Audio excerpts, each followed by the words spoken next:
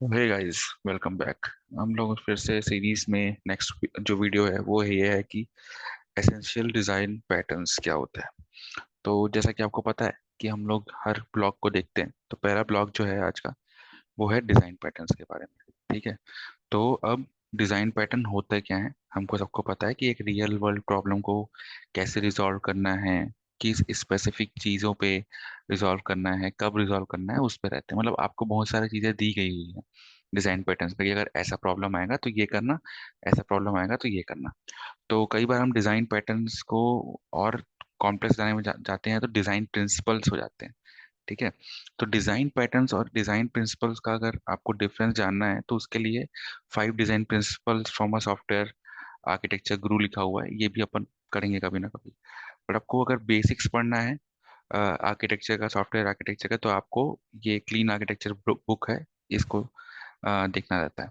इसमें series of articles हैं, तो ये सब तो अपन बाद में पढ़ेंगे।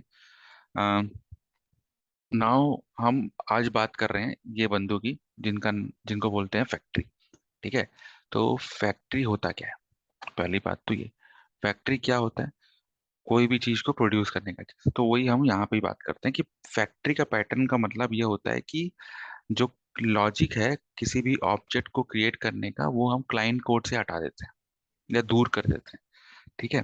तो जैसे कि आपका जो फैक्ट्री है वो हमेशा हाई कोहेशन होना चाहिए। हाई कोहेशन मतलब कि एक बंदा एक ही काम करेगा, तो सिंगल रिस्पॉन्सिबिलिटी प्रिंसिपल इसमें आ जाता है। लो कपलिंग होना चाहिए, मतलब आपका जो क्लाइंट है, जो भी ऑब्जेक्ट क्रिएट करना चाह रहा है, और उस ऑब्जेक्ट की फैमिलीज हैं, उन बीच में क्रिएटेड ऑब्जेक्ट जो जो जो जो काम करते हैं उनके बीच में लो कपलिंग होना चाहिए। ठीक है। ये ऑब्जेक्ट क्या होते हैं? ये ऑब्जेक्ट डोमेन ऑब्जेक्ट होना चाहिए। जैसे जैसे आप, और ये इंक्रीज करते हैं जैसे जैसे आपका जो लाइफ है उस प्रोजेक्ट का वो बढ़ते जाता है।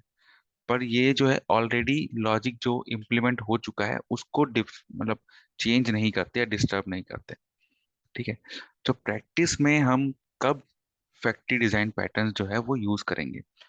तो हम तब यूज करेंगे जब हमें कोई भी लॉजिक जो हमने क्रिएट कर चुकी है उसके उसमें कपलिंग नहीं लाने का है, और जो अब हम ऑब्जेक्ट क्रिएट कर रहे हैं उसमें कपलिंग नहीं लाने का है, मतलब उसमें डिपेंडेंसी ज़्यादा नहीं बनाने का है। और जब हम बहुत सारे फैमिलीज ऑफ ऑब्जेक्ट से डील करते हैं और ये फैमिली को हमको डिजाइन करना है कि एक साथ साथ में यूज कर सकें। ठीक है।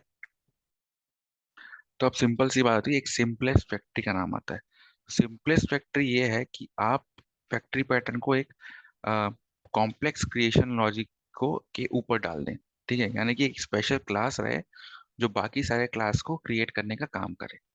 तो फैक्ट्री का जो क्रिएट मेथड है वो एक पैरामीटर यूज करेगा और वो उस क्लास की फैक्ट्री क्रिएट कर देगा। तो जैसे आप देखेंगे हमने एक कलर फैक्ट्री बनाया है। कलर फैक्ट्री जो है वो फैक्ट्री डॉट क्रिएट मेथड जो है वाइट। तो अब जो है हम वाइट क्लास का, जो कलर का जो वाइट क्लास है उसका हम लेंगे और वो पेंट जब करेंगे तो वाइट मेथड से पेंट होगा। तो अब देखेंगे जो कलर का जो ऑब्जेक्ट है जो रिटर्न फैक्ट्री से भेजा गया है, जो कलेक्ट जो आपका कलेक्ट कलर फैक्ट्री जो है ये एक इंटरफेस है। तो जो क्लाइंट कोड है वो को कुछ नहीं मालूम कि कौन कौन से टाइप के कलर अपने पास प्रेजेंट है।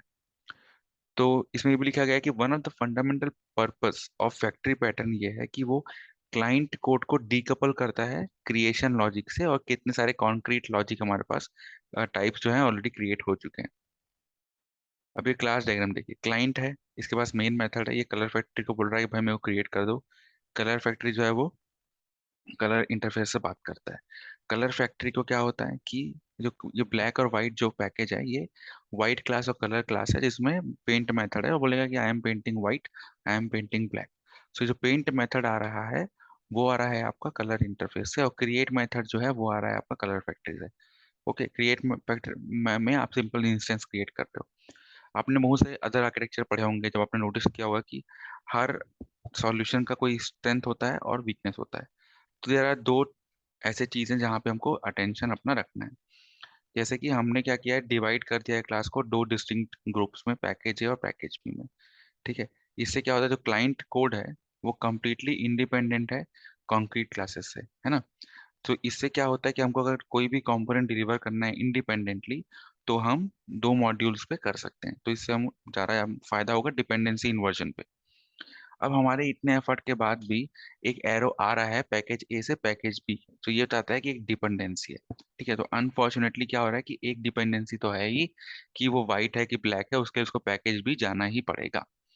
तो अभी हम इसे कैसे इम्प्रूव करेंगे, तो उसके लिए आता है एब्स्ट्रैक्ट फैक्ट्री। तो हम इसके ऊपर भी एक वेरिएंट ले आते हैं। तो जैसे हम क्या किए, हमने एक एब्स्ट्रैक्ट फैक्ट्री जरूर लिया जो कि कलर इंटरफेस को एज अ जेनरिक टाइप ले रहा है, और factory provider dot gate factory पे अपन वो कलर का टाइप ले रहे हैं। फिर उसके बाद हम वहां से जाने के बाद हम कलर से फैक्ट डॉट क्रिएट यूज कर रहे हैं। हम एब्स्ट्रैक्ट फैक्ट्री से ही कॉल कर रहे हैं, बट हम एक चाइल्ड लेवल फैक्ट्री और डाल रहे हैं। ठीक है, तो अब ये सीन क्या है, ये सीन ये है कि हम कलर और एब्स्ट्रैक्ट फैक्ट्री ऑब्जेक्ट्स जो हैं वो इंटरफेस हैं, और जो क्लाइंट कोड है उसको ये भी नहीं मालूम कि कौन से टाइप्स हैं, कौन सा ऑब्जेक्ट है, ये सब। तो अब आप देखोगे कि ये ऐसे चेंज हो रहा है। ये कलर फैक्ट्री है, ये अलग पैकेज में है। और एक पैकेज ए में क्या क्या है, आपका क्लाइंट है, एब्स्ट्रैक्ट फैक्ट्री है, फैक्ट्री प्रोवाइडर है, और कलर इंटरफेस है। ठीक है, तो क्लाइंट जो है वो क्लास है ऑब्वियसली, क्योंकि वहीं से आप मेन मेथड कॉल करोगे। फिर एक पैकेज बी है, तो क्या करता है कि जो आपका एब्स्ट्रैक्ट फैक्ट्री है वो बोलता है कि मैं जो हूँ कलर इंटरफेस को मैं वो कर रहा हूँ, एंड मुझे फैक्ट्री प्रोवाइडर, तो मुझे ये बताओ कलर की मेरे को फैक्ट्री लेकर ला के दो। कलर से आप जाएंगे, बोलेंगे हमको व्हाइट वाली फैक्ट्री चाहिए, तो कलर का जो कलर फैक्ट्री है, ठीक है, ये अलग फैक्ट्री है, ये मेथड को लेके आता है। तो आपको नोटिस किया पैकेज पैकेज ए जो है वो डायरेक्टली डिपेंडेंट नहीं है पैकेज बी पे, है ना, वो पैकेज सी पे डिपेंडेंट है। तो क्लाइंट जो है वो सिर्फ इंटरेक्ट करेगा, सिर्फ इंटरफेस से, लाइक कलर से इंटरफेस करेगा और एब्स्ट्रैक्ट फैक्ट्री से इंटरेक्ट करेगा।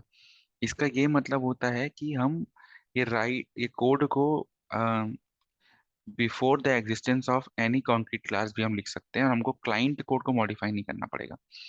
क्लाइंट कोड क्यों नहीं मॉडिफाई करना पड़ेगा, कि हम यहाँ पे बोल रहे हैं हमको कलर इंटरफेस चाहिए, और हम फैक्ट्री प्रोवाइडर के गेट फैक्ट्री से हम लेके आ रहे हैं इसको। ठीक है, फैक्ट्री प्रोवाइडर को बोल रहा है कि हमको कलर इंटरफेस लाके दो। कलर में जाके हम बोल रहे हैं कि भाई ये जो कलर है, ठीक है, कलर जो है जिसने लिया हुआ है, ये क्या कर रहा है, इस कलर फैक्ट्री डॉट क्रिएट का यूज कर रहा है। तो आपका जो कलर फैक्ट्री है वो इनहेरिट कर रहा है ना कलर का जो भी मेथड है, तो उसमें कलर से हम directly create dot create method use कर सकते हैं, बिकॉज वो इंटरफेस है।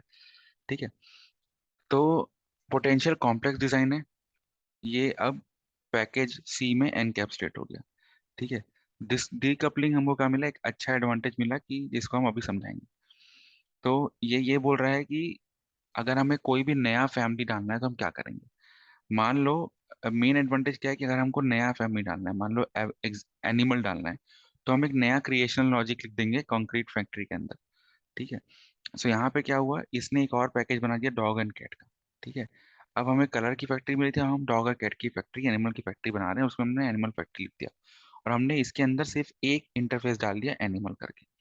ठीक है, तो उससे ये पूरा काम हो गया, ये बहुत ही अच्छा है। ठीक है, बस समझाने के लिए। तो आपने क्या किया, एब्स्ट्रैक्ट फैक्ट्री सेम रहा, एब्स्ट्रैक्ट फैक्ट्री जो है वो अब वो एनिमल इंटरफेस को कॉल करने की कोशिश करेगा फैक्ट्री प्रोवाइडर से, और फैक्ट्री प्रोवाइडर अब जाके एनिमल फैक्ट्री पे जाएगा और वो पैकेज डी पे कॉल कर लेगा।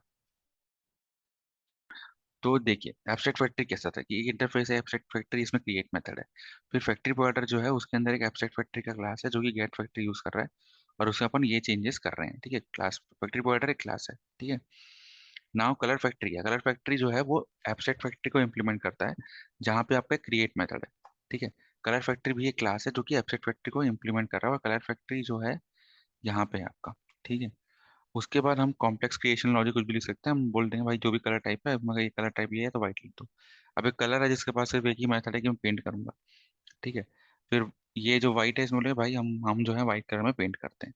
तो कंक्लूजन में क्या हो गया कि हमारा जो एब्स्ट्रैक्ट फैक्ट्री है वो एक अलग तरीके से डीकपलिंग ले आ रहा है मेन कॉन्क्रीट क्लासेस पे। तो फैक्ट्री पैटर्न जो है वो लार्ज कंपनीज में यूज होता है। ठीक है, और ये फ्लॉलेस पैटर्न तो नहीं है कि हमको बहुत कुछ करना पड़ेगा ना, काफी कुछ चीजें करनी है, न्यू फैमिली करेंगे तो हमेशा आपके पैकेज ए में कुछ इम्पैक्ट होगा ही होगा। बट डेटाबेस ये काफी अभी भी यूज होता है। ठीक है, तो जैसे आप कोई डिकपल करना है क्रिएशनल लॉजिक को, या कुछ एक्सटर्नल सर्विसेज पे कॉल करने हैं डेटाबेस, और उसको इसको इन्वॉल्व करना है, तो उसमें काम आता है। तो लेट्स सी, हम लोग नेक्स्ट कुछ और पढ़ेंगे, बट अभी तो ये काफी सही है, ये बंदा भी सही है, इसको फॉलो करते हैं, देखते हैं क्या करते हैं। और till then have a nice day, and hopefully will meet again next video पे। Bye bye.